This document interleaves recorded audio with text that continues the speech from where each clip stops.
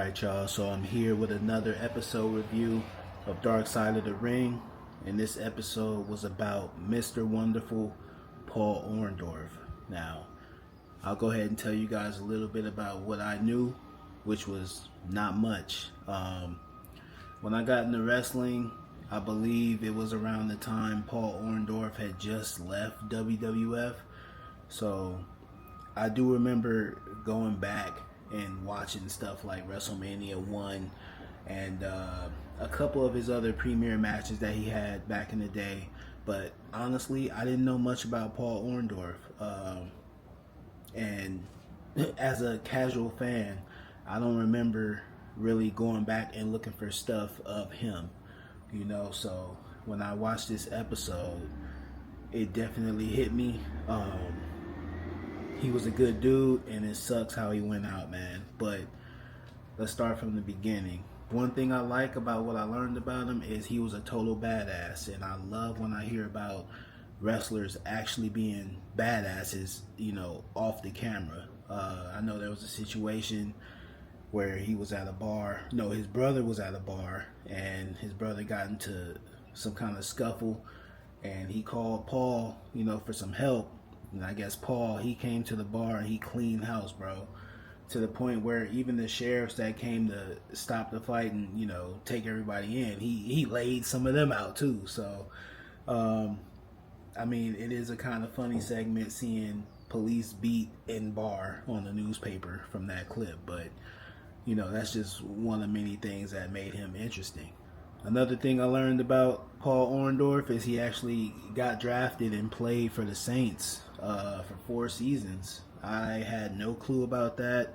They showed a couple clips, a couple photos of him with the team and stuff like that. Of course, I wasn't into football or anything like that back then, but still pretty dope to find out. Not too long after that, he ended up getting into the wrestling business, and he already had the body, the physique, the look, the attitude to come in there and make an impact. So of course, when he came in, he was a heel. His finisher was a pile driver, and honestly, he used to lay that move pretty well on people. If you look back at some of the footage, you know, I really wish the pile driver could be somebody's finisher today, but I understand where we are and, you know, the Canadian destroyers and all those, you know, variations of the pile driver being used regularly during matches. So of course the move has lost its significance. I know every now and then Kevin Owens uses it. I know CM Punk just used it. It still looks good every time it's done perfectly, you know. But I like to see the pile driver be someone's premier finisher again. I could hope, right? So after WrestleMania 1, Mr. Wonderful had a little back and forth with Roddy Piper. Roddy Piper threw Mr. Wonderful under the bus for taking the pin at WrestleMania 1, and that's what sparked his face turn. He ended up turning face, and he actually aligned with Hulk Hogan, which made him a huge star. Anybody that was paired up with Hogan back then was definitely rising to the top, you know, because he was the biggest thing in wrestling, no doubt about it. As some time passes, you know, they teamed up, had some matches, and at some point, Mr. Wonderful turned heel on Hogan. And of course, this catapulted him, to me, an even bigger star. He became a bigger star as a heel. Honestly, the first heel turn I'd ever seen in my life was Shawn Michaels on Marty Jannetty. But of course, we know this took place before that, and I know the reaction was catastrophic compared to what we saw on the episode of Darkside of the Ring. But yeah, it was a pretty big heel turn, and I'm pretty sure the fans at the time was blown away. I mean, we're talking kayfabe still bulletproof at this point. So yeah, you know, that went crazy. He definitely, in my opinion, always looked like a heel. I never saw him as a face, so whenever I see old footage of him making an appearance as a baby face, it just looks weird, you know what I'm saying? He definitely had the recipe for a true heel, you know what I'm saying? From the robe to the physique to the cocky attitude to the toughness, he had it all, bro. Now, one thing that really got my attention is okay, he had been asking for some days off, and of course he couldn't get it. The road life is rough when it comes to wrestling, bro, especially WWF schedule back in the day.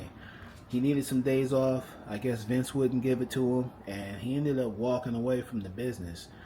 Not just WWE, but the business altogether. And he ended up opening a bowling alley. That really caught my attention because for people that know, I'm a big time bowler. Always been a fan, always enjoyed doing it. I've been in multiple leagues all throughout my life. So yeah, that made me sit up for a little bit. And it was interesting to know that he was just doing what he had to do to be a family man and take care of his family. You know what I'm saying? Be a provider, be a provider, be a protector. And he didn't want his wife working. You know, he wanted his sons to be brought up well.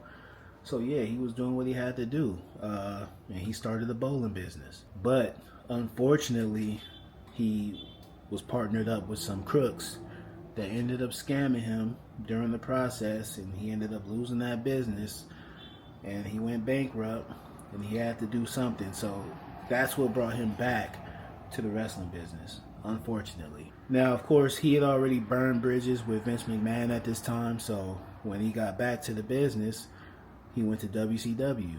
And, you know, he was doing the Mr. Wonderful gimmick there. But according to his son, Travis, he did not like the gimmick. And honestly, I don't remember seeing any of this period where he was, you know, kissing himself in the mirror and stuff like that. I don't remember any of that, bro. So I'm pretty sure I could kind of see why his son wasn't feeling it, you know, because he was a heel, but it really wasn't that tough guy heel that we were all used to seeing, you know. Another thing about Paul Orndorff that, and y'all gonna trip hearing this, but I didn't know about the arm situation, you know. So when they talk about the nerve, the damaged nerve in his body that caused his arm to, you know, get small and all that, I never noticed any of that. You know what I'm saying? So Paul, he was definitely able to work the cameras well and flex his good arm, but as far as the smaller arm thing, I never even noticed it. So Darkside, they kind of shine light on that, and I was like, wow, bro, I never paid attention to it. He became a backstage trainer at WCW. He was spending time training all the up and coming talent, and I guess there was a match booked for him to be in the match with some of the trainees he had been working with. And according to the episode, he wasn't feeling it. He didn't want to go out there. He just had a bad feeling. And whoever was in charge of booking at the time still put him out there. You know, he went through the motions of the match. Everything was going well, and then he hit 2 pile drivers, and the second one broke his neck.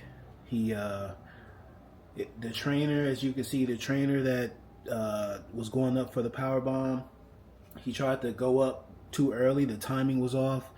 By the time he got him up, Paul, he couldn't really hold him as long as he normally does, and as the velocity of the weight started dropping, he had to turn his body to save the opponent. I forgot the opponent's name that he was pile driving, but it was a selfless move, and he turned to the side. He still got the power driver off clean, but he ultimately paid for it when he broke his neck, and that basically paralyzed him. Scratch that. He wasn't paralyzed, but it did cause permanent damage. In 2005, he was inducted into the Hall of Fame. That was really good to see, and I'm glad Vince is able to get past, you know, issues with certain superstars and allow them to come back. That's one thing I think we could all admire about Vince, in a sense, where, I mean, we all know his mentality. If you can make money, we'll bring you back.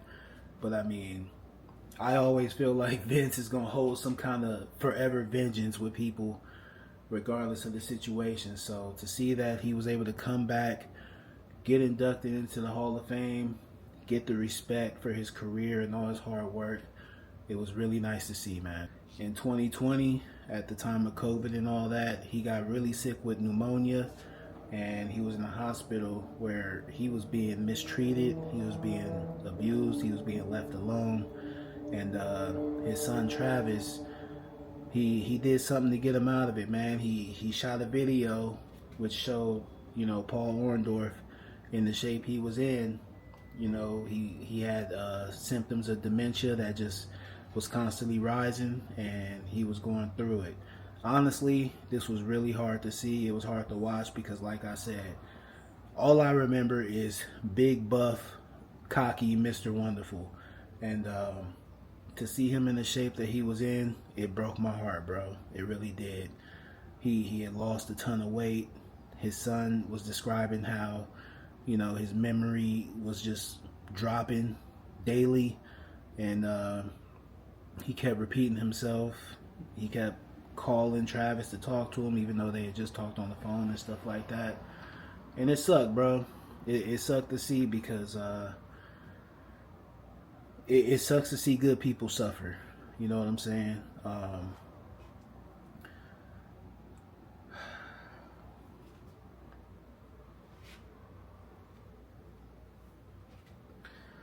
Travis, he shot the video of Paul Orndorff, and he was scrutinized by all of Orndorff's peers. You know, they criticized him. They felt like he was exposing something that shouldn't have been seen by the public, especially when Dave Meltzer ended up reposting that video. But at the end of the day, he was fighting for his dad, man. He wanted to get him out of that hospital. He wanted to take him home and at least help him live his last days at home, you know, in peace. And that's what he did eventually. He was able to get him out, and based on the pictures and some of the clips we saw, he definitely went out on a happy note. But it still sucked to see, bro. It was a good episode. Do I recommend you watch it? Of course. You get to see, you know, the stuff you may not know about when it comes to Paul Orndorff, and the type of father he was, and, you know, the type of person he was. He was just persistent, and he always wanted the best for him and his family. I mean, that's what life is about anyway, you know. But like I said, it sucks to see good people suffer, especially the way he did. And I do get relief knowing that he's resting now. If you enjoyed this video, I would appreciate if you dropped a like and subscribe to the channel. And like I said, check out the episode. See what you could get from it yourself. And I'll be back with another video. I hate that I'm getting emotional right now talking about it, but hey, I'm fresh off of the episode. I just watched it, you know what I'm saying? So I'm definitely thinking about it, and time will pass, and, you know, we'll move on to the next thing. But yeah, until next time, man, I'm Dark. Peace.